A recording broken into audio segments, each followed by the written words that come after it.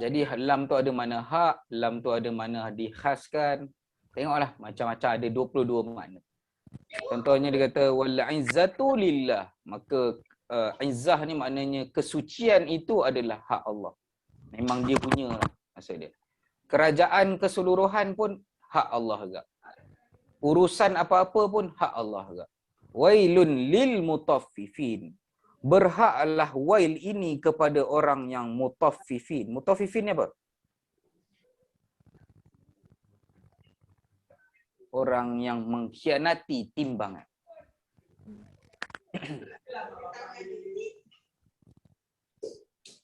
Betul.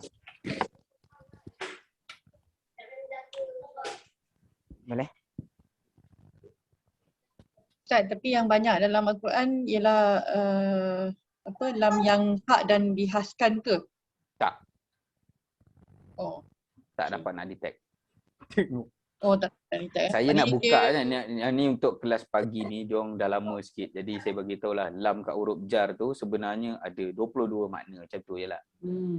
Daripada 22 makna tu saya nak terangkan 2 makna je. Oh, okey. Soalan saya nak tahu sama ada daripada 22 tu adakah hak dan dihaskan ni yang paling banyak digunakan dalam Al-Quran? Tak agak. Oh, okey. Ada orang pernah dah habis jom masuk ayat Quran balik. Kita sampai surah apa tu? Tak baca Quran dah pukul 10. 10 lah. Sabar baca sikit lo.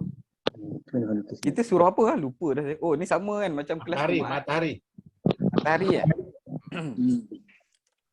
Jadi kita dalam surah Matahari ayat berapa ah? 11. Ayat 11 dah baca belum? 11 belum.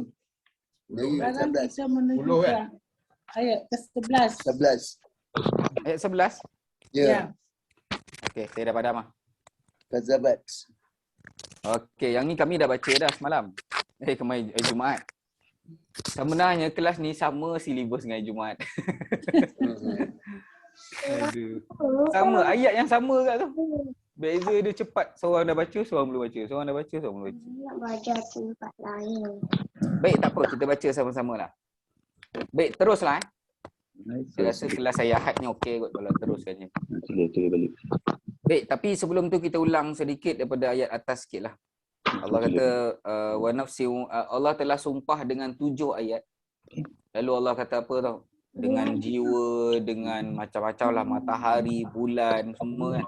Dengan bumi dan juga hamparannya, demi jiwa dan kesempurnaannya.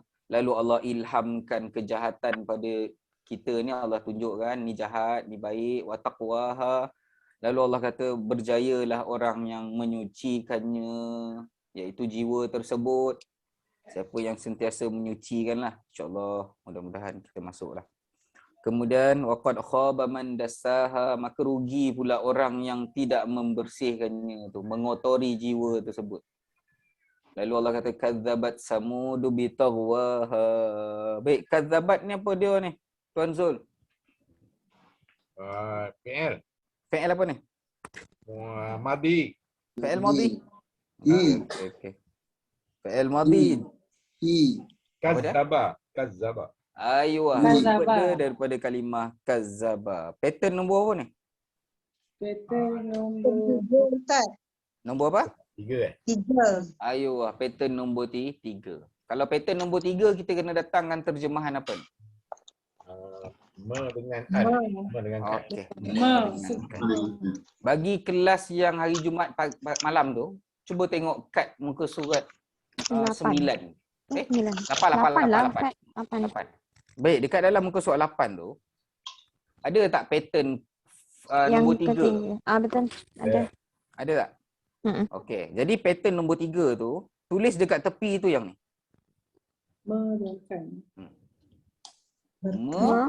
Kan, lepas tu berkali-kali. Memasukkan, menurunkan,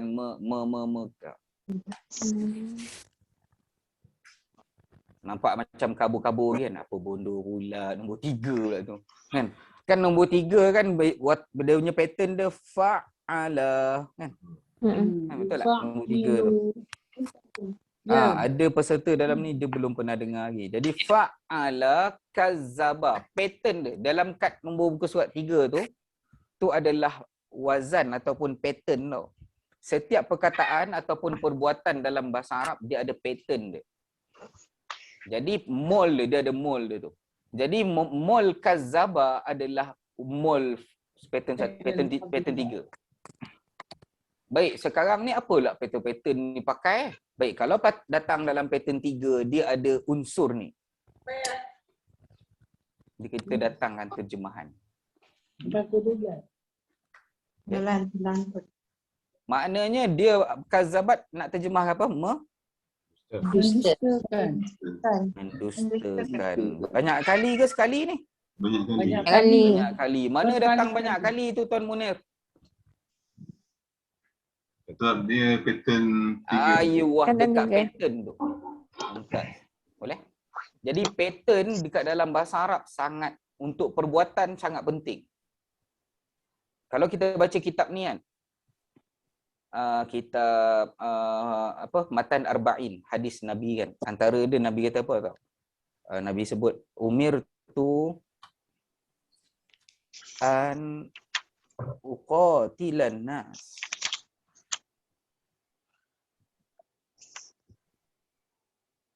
Macam tu. Yang ni ramai yang masuk air. Terjemahan masuk air. Saya rasa ustaz mana lah terjemah macam tu kan. Tak. Sama ada tak menguasai bahasa Arab ataupun. Asal dia kan, umir tu ni, dia fi'il apa yang mula dengan baris depan? Sama. Kan? Fi'il apa yang mula dengan baris depan? Maju. Majhul. Okey, majhul. Betul tak? Kalau majhul dalam bahasa Melayu datang terjemahan apa? Di.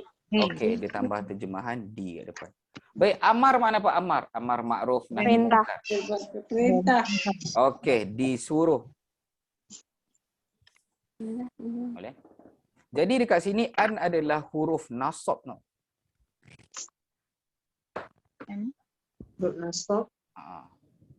Dan huruf nasab kalau kita tengok dalam muka surat 3 tu, cuba tengok.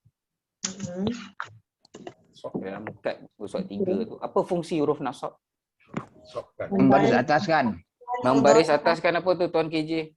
Fi'il mudhari'. Fi'il mudhari' selepas Okey, fi'il mudhari' selepas ni. Maka fi'il mudhari' ni sebab baris atas. Baik, kalau fi'il mudhari' domer apa yang tambah alif kat depan ni? Cuba tengok muka surat 4. Aku. Ana. Okey, dekat domer ana. Ada tak? Ada. Baik, sekarang ni apa root word bagi kalimah uqatilu ni? Uqatila ni. Qatala. Ayuh, asal dia adalah Bagi kata.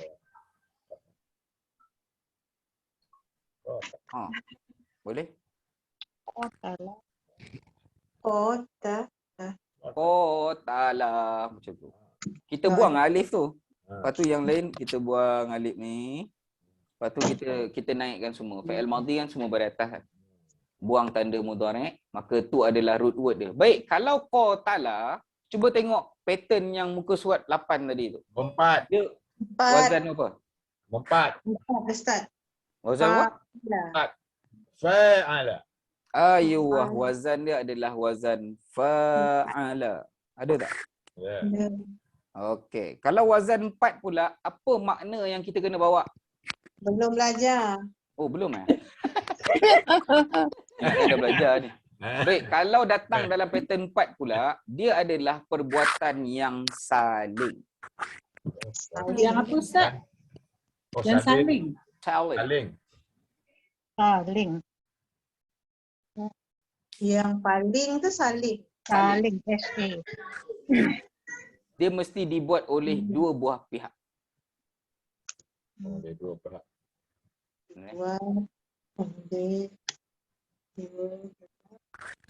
Kalau ketuk orang panggil sebagai toroko, ketuk. Toroko ketuk. Tapi kalau saya ketuk dia ketuk saya ketuk dia, saya kena pakai toroko.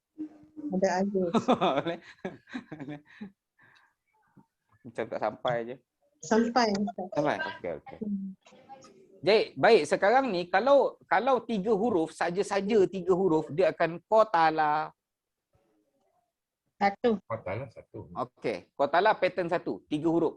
Kalau apa beza qatala panjang dengan qatala 3 huruf? Pattern 1 dengan pattern 4. Apa beza dia? Yang ni kalau qatala makna dia adalah bunuh. Bunuh. Apa dia Ustaz? Bunuh. Bunuh. Oh. Dalam kalimah kan, wa qatala Daud dalam Quran ada. Wa qatala Daudu Jalut wa atahu Allahul mulk. Dan Jalut, Daud telah membunuh. Wa qatala Daud Jalut. Jalut kena bunuh. Qatala. Okey, kalau qatala bunuh, kalau qatala Allah. Perbunuhan berbunuh. Saling bunuh. Perbunuhan. okey, maka ni adalah berperang. Berperang. Saling berbunuh tu berperang. Oh, betul lah.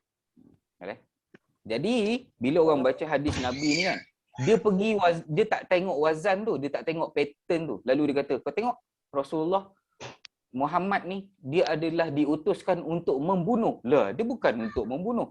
Dia untuk berperang. Hadis tu Nabi kata, aku disuruh ataupun aku diperintahkan untuk memerangi manusia. Macam tu. Nas akan jadi MB. Macam tu lah. Andai kata kena serang. Maksud dia tekanlah duduk saja serang. Tak. Kalau ikut sejarah, tak. Ikut sejarah, mestilah kena beri peringatan. Hatta masa duduk dengan Abu Lahab, pakcik dia pun, Nabi pernah bunuh. Dalam sejarah, seorang je Nabi pernah bunuh. Siapa? Baik, seorang, dia macam ni tau, jenayah yang paling besar dekat atas muka bumi ini adalah 2 benda. Yang pertama, kalau dia bunuh Nabi. Tu jenayah paling besar sekali.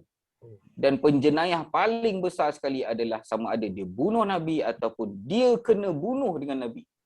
Itu teruk. Itu kalau dalam akta tu paling tinggi tu. Kalah kes dadah. Jadi Nabi tak bunuh orang. Nabi mana dia pernah bunuh orang? Nabi pernah bunuh 1 orang. Siapakah orang tu Ustaz? Nama dia adalah Ubay bin Khalaf.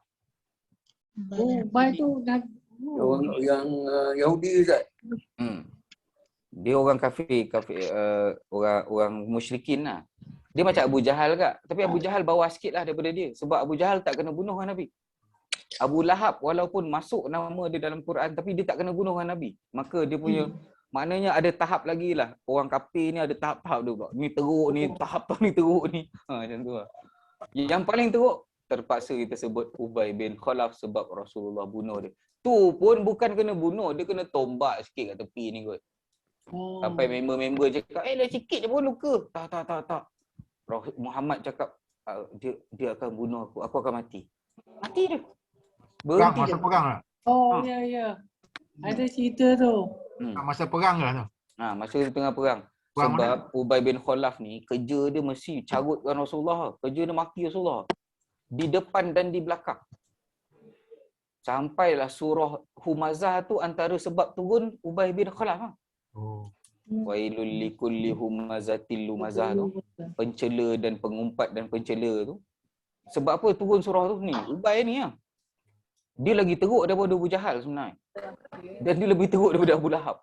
Dia punya serangan tu lah. Sampailah satu hari tu dia cakap, Muhammad saufa aqtuluk. Dia kata tu. Kelak aku akan bunuh kau. Selalunya Rasulullah akan diam. Tiba-tiba satu hari tu Rasulullah balas balik. Dia kata, bal uqatiluka. Bahkan aku yang akan bunuh. Jadi bila dia dengar dia Rasulullah kata, engkau bunuh aku pula dah. Habislah jantung dia rasa macam tak aman, tak bahagia. Sebab apa yang keluar daripada mulut Rasulullah pasti akan terjadi. Dia akan jadi ya. Kalau tak jadi nanti bohong. Rasulullah tak boleh bohong sebab dia nak bawa Quran. Jadi dia mati sebab tu lah. Sebab takut. Dia Muhammad dah cakap dah. Dah sikit je pun macam kena cakap kucing pun. Gitu. Tak mati. Muhammad sebut dah itu aku mati. Dia bunuh aku. Mati dia. Berhenti jantung. Seorang Ubay bin Khalaf. Ada pun 27 perang Rasulullah join. Seorang pun tak ada yang mati dekat tangan Rasulullah. Rasulullah dia bukan untuk diutuskan untuk membunuh. Banyak. The mastermind. The king lah, king. Dia tak bunuh orang. Kalau boleh jangan bunuh kan. Tu yang Nabi mengelakkan peperangan. Yang ni ustaz, tengok ustaz-ustaz kebanyakan kalau baca hadis pasal perang, lepas tu sekejap-sekejap ajar sirah pasal perang, sikit-sikit pasal perang, sikit-sikit pasal perang. Macam nak ajar berperang je. Ulama' dia baca bab perang sebab apa? Sebab nak ambil akhlak Rasulullah ketika perang. Tu macam mana akhlak Rasulullah ketika perang. Ketika perang ni memang masa tu kan tak boleh bagi salam, tak boleh bagi ni kan. Maknanya tengah genting tu, macam mana perangai Rasulullah. Ulama' nak ambil time macam tu. Tu yang dia membaca hadis bab perang. Bukan nak berperang pun. Perang kalau boleh kita elakkan. Baik, maka kazzabat adalah fi'il madhi tadi tu. Maka samud kenapa baris depan tu? Samud Cikgu, kenapa cikgu?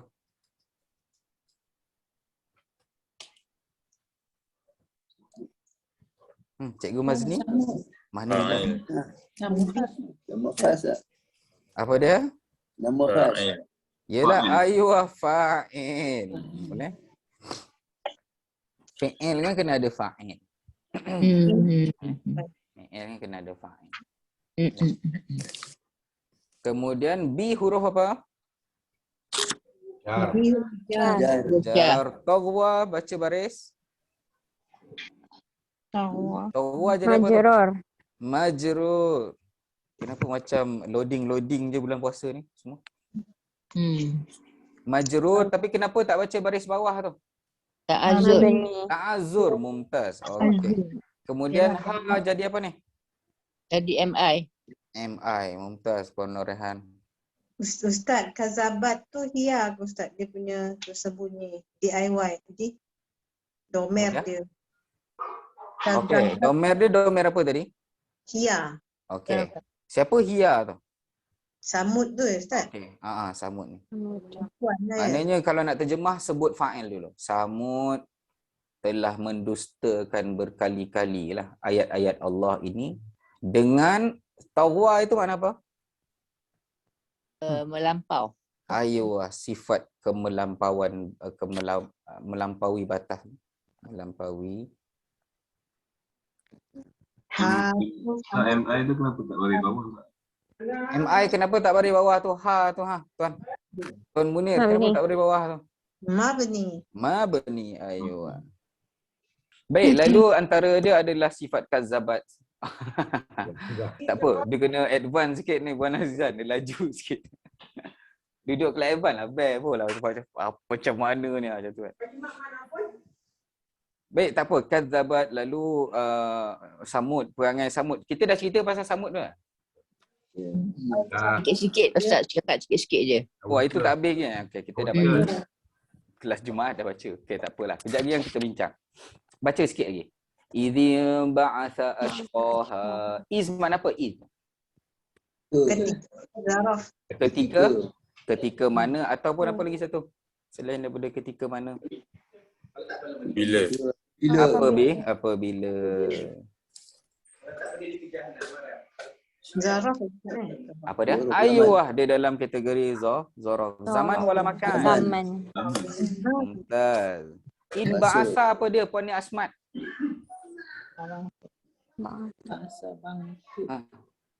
Puan Ni Asmat? Mana Puan Ni Asmat itu? Tak, bangkit. Tak. Isim fa'il huruf. Oh, kategori dia. Fa'il Ustaz? Fa'il apa tu? Fa'il madi. Okey, fa'il madhi. Semua fa'il ada pattern dalam kad kuning tadi tu tau, buku soal 8 tu tau.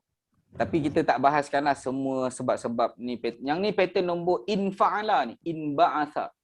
7 Ustaz. 7 pattern 7. Tak apa, kita ambil pattern tu, pattern 7. Kita nak tahu pattern tu. Dia ada sebab tu, pattern tu tak. In ba'asa adalah bangkit ataupun utus, asal dia ba'asa, bangkit. Ni bukan kuih bangkit tu tau. 6 ke 7 Ustaz? Pattern 6 ke 7? In fa'ala. Azan 7 6. Biasa 6 Ustaz. Pattern 6. 6 In fa'ala pattern. Pakai kad tu buat pattern 7. Sudah. Kat mana pula pattern 7 ni? Yang lama. Dah lama. Yang lama. Oh, Yang okey. baru pattern 6. Pattern 6 ah. Okey, pattern 6. Kita ambil yang baru yang bentuk kalender tu. Pattern 6. Okey, pattern 6. Okey, maka dia datang ada sebab-sebab dia in fa'ala in ba'atha. Nampak tak pattern tu?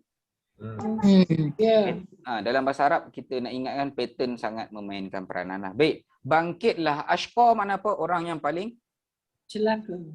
okey. Orang yang paling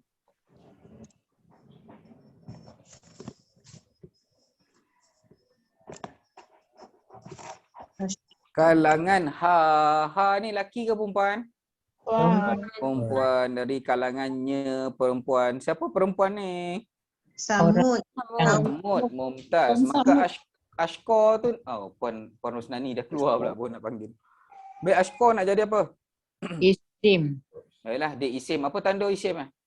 Dia mudaf. Okey, dia mudhaf. Kenapa dia baris atas tu, Puan? MB. MB. Bukan. Bukan. Bukan MB. MB kan? Sudah. Tuan Munir. Kenapa dia baris atas MB. Baik, fa'il mana fa'il dia? Mangsa. Baik, fa'il dia mana? Mangsa jelah. Mangsa daripada perbuatan mana? Yang dia tadi sama lah tu. Buah tadi Ustaz. Okey, in ba'asa tu fa'il dia mana? Wah. L dia Wah sama tu. Tengok makna. Huwa Apabila siapa lah? bangkitlah orang yang paling celaka dari kalangannya. Huwa. Huwa balik ke siapa? Dia lah. Dia tu siapa? Samud. Taklah sama perempuan. Cuba tengok makna terjemahan tadi tu. Apabila telah bangkitlah orang yang paling celaka dari kalangannya. Siapa yang bangkit tu? Orang Yang paling celaka. Ayuh. Ni lah fa'il. Ni Pak.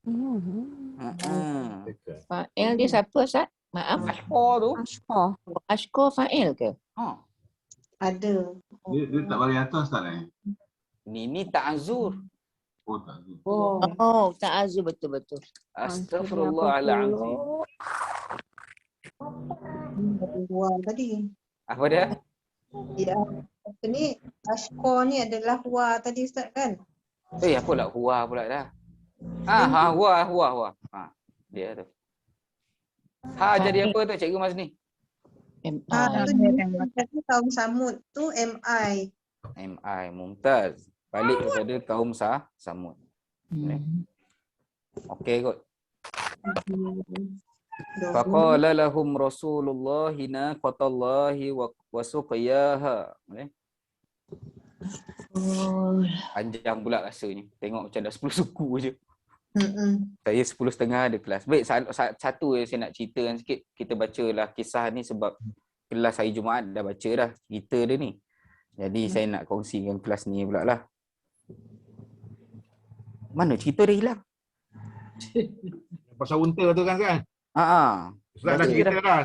Dah beres Cuma yang rasa saya hingga sampai yang apa, yang anak apa ni, unta tu lari. Okey ni. Sampai situ. Okey, sampai situ kan. Okey, cerita dia macam ni. Ayat dia bermula dekat yang atas ni. Ada tak? Nampak tak saya biru ni? Okey, boleh. Jadi cerita dia macam ni. Mereka kemudiannya menyembelih unta tersebut bila dia dah body contact unta tu tergolek, lepas tu dia sembelih unta tersebut, lalu berkatalah Nabi Saleh kepada mereka. Yang ni terjemahan ayat Quran atas sana. Bersenang-senanglah kamu di tempat masing-masing selama 3 hari. Jadi bila dia dah bunuh je unta, dah bagi tahu dah, jangan usik, ni unta Allah ni. Naqatallahi, Allah sebut tu. Ni unta betina Allah ni. Anak dia lari dekat bukit, takut mak dia kena bunuh. Naqatullah tu nama unta tu? Tak, naqah tu unta betina. Kalau unta jantan Jamal. Kalau unta jantan panggil Jamal. Jamal tu pendek Jamal. Habis yang malam menanti yang tu Jamal, boleh? Jamilah. Yang tu ada alif panjang sikit. Handsome. Jamal. Kalau Jamal, camel. Okay. Oh. Unta jantan. Jamil. Gamal. Arab tu gamal. Gamal unta jantan. Okay. Naqah unta betina. Okey, baik. Sekarang ni cerita dia, lepas dia sembelih tu, lalu berkatalah Nabi Soleh kepada mereka, okey, korang dah langgar dah perjanjian kita ni. Sekarang ni kita tunggu 3 hari lah, dia kata macam tu. Bersenang-senanglah kamu di tempat masing-masing selama 3 hari. Tempoh yang demikian itu ialah satu janji yang tidak dapat didustakan. Maka Allah bila dah janji kalau korang buat, korang akan datang musibah yang besar dan diorang buat juga. Maka memang Allah punya janji itu Allah tak akan dustai lah. Justru kaum Samud merancang pembunuhan Nabi Allah Saleh. Mereka menyangka Nabi Saleh akan segera menyusul selepas kematian untanya. Macam tu lah. Kita tiba-tiba lah orang kata kan, ni Cikgu Mazni, ada orang langgar kereta cikgu. Kita mesti keluar rumah tengok. Betul tak? Kereta tu kita punya. Begitu jugalah sangkaan dia orang. Bila Soleh dapat tahu kalau unta dia mati, mesti Soleh datang. Jadi mereka pun, diorang bincang. Yang ni dalam surah An-Naml. Saya ada bawa cerita-cerita dia beserta ayat Quran sekali. Jadi diorang berkata sesama mereka. Faqalu taqasamu. Ni sama macam pattern 4 tadi tu. Dah ada alif kat tengah-tengah dia. Dia saling tau. Saling bersumpahlah mereka sesama mereka dengan nama Allah lah tu. Bahawa kita akan membunuh Nabi Allah Saleh dan pengikut-pengikutnya secara mengejut pada malam ni. Jadi dia petang tu dia bunuh unta tau. Okey, kejap lagi yang kita cerita lah. Malam ni kita bunuh dia, okey? Kita deal tau. Kita semua bunuh. Grup diorang tu 9 orang. Jadi bila diorang dah deal malam kan nak bunuh Nabi Allah Saleh, kemudian mereka akan berkata kepada waris. Kalau keluarga waris Nabi Saleh tanya, kita nak jawab apa? Kita jawab kita tak tahu dan kita tak ada dekat tempat pembunuhan. Okey? Semua deal Kita jawab sekali sama semua. Ini adalah perancangan diorang lah. Lalu unta itu dibunuh pada petang Rabu. Jadi situasi berlaku adalah pada waktu petang hari Rabu. Pada waktu itu 9 orang. Poin dekat sini lah. Ada 9 orang. 9 orang daripada kalangan kaum Samud berkobar-kobar merancang membunuh Nabi Allah Saleh pada malam harinya. Petang tu dia dah bunuh. Kalau Saleh dapat tahu unta dia mati, mesti Saleh datang. Okey, kita bunuh Nabi Allah Saleh. Baik, sekarang ni pada malam itu ketika cubaan untuk membunuh Nabi Allah Saleh, lalu Allah mengirimkan batu. Ke 9 orang itu mati di tempat kejadian. Tersebut mati. Maka dia mati lah. Poin dia. Pada malam itu juga. Jadi orang kampung yang akikah makan daging-daging unta yang telah disembelih oleh 9 orang tadi itu, apa jadi tu? Maka Nabi Allah Saleh dah kata tadi, Allah kata 3 hari. 3 hari. Bersenang-senanglah. Sebenarnya senang ke tak senang? Tak senang langsung. Sekarang ni dah tiba masa Allah memperolokkan diorang balik. Tu yang Allah kata bersenang-senang. Sedangkan diorang akan menderita. Keesokan harinya iaitu pada hari Khamis tibalah giliran kaum Samud ditimpa azab ke atas mereka. Wajah mereka mula bertukar kekuningan pada hari pertama. Maka hari pertama wajah dia jadi warna apa? Kuning. Boleh? Dia pakai masker kunyit gitu. Boleh? Kuning. Boleh? Kemudian pada hari kedua iaitu pada hari Jumaat, wajah mereka mula bertukar. Hari kedua mula bertukar menjadi merah pada petang itu. Lalu mengeluh, aduh telah berlalu 2 hari daripada ketentuan Allah. Allah dah tentukan macam tu lah. Dan kemudian pada hari Sabtu, hari ketiga, maka wajah mereka bertukar menjadi kehitaman. Dan pada petang itu maka masing-masing dah tak tahu nak buat apa, duduk dengan menanti. Dia tu dengan penuh sakit dah tu badan lah. Tukar badan. Uish, seksa lah. Tengah-tengah terseksa tu, dia orang kata benarlah tiba saat turunnya azab. Dah 3 hari dah. Diorang. Bukan hari ketiga tu kena tau. 3 hari tu kena. Azab kuning, hitam, kuning, merah semua ni. Kemudian sebelum memasuki hari Ahad, mereka duduk menunggu azab Allah dalam keadaan ketakutan, tak tentu ala dah lah, cemas menyeliputi perasaan. Taubat dah tak boleh lah, pintu taubat tu tutup. Tidak tahu apa yang harus dilakukan. Fa akhazathum rajafah fa asbahu fi darihim jathimin. Lalu Allah kata kat dalam surah Al-A'raf, mereka pun dibinasakan oleh gempa bumi, lalu menjadilah mereka mayat-mayat yang tersungkur di tempat tinggal masing-masing. Mati di tempat kejadian. Jadi ketika pada hari Ahad tersebut, pada hari Ahad terdengar suara yang amat kuat dari langit dan gempa yang dahsyat sehingga melayanglah nyawa mereka. Yang tinggal hanyalah tubuh-tubuh yang bergelimpangan di mana Al-Ula dan juga di Petra, dekat Jordan ataupun dekat Saudi. Petra. Geng-geng kaum Samud. Boleh? Kaum Samud selepas Nabi Allah Soleh. Hud. Siapa nama kaum dia? Ad. Kaum Ad dekat mana itu? Kena belajar sejarah. Arab. Mana Arab? Banyak Arab. Dubai ke? Kat Laut Merah. Laut Merah kat mana? Laut Mati. Tak, dia dekat Yaman. Boleh? Yaman. Dead Sea ke? Kaum Ad, Hud, Nabi Allah Hud pun dia saya ada cerita pasal kaum Hud. Nanti kalau masuk surah Nabi Hud nanti kita bincang. Dia kena peti semua. Perempuan yang first nampak tu mati kat situ. Menggeletar dia. Hitam terus. Masa first bala turun tu. Dia adalah kaum yang menyembah berhala selepas kejadian banjir besar Nabi Allah Nuh. Kalau dalam lagu Rehan, Adam, Idris, Nuh, lepas tu? Hud, Saleh. Ayuh. Hud kaum Ad dekat Jordan, dekat Yaman. Lepas tu Soleh kaum Samud dekat Saudi. Tapi kalau elok tak payah pergi kot. Tempat-tempat yang Allah turunkan bala jangan pergi. Nanti kita bangga-bangga.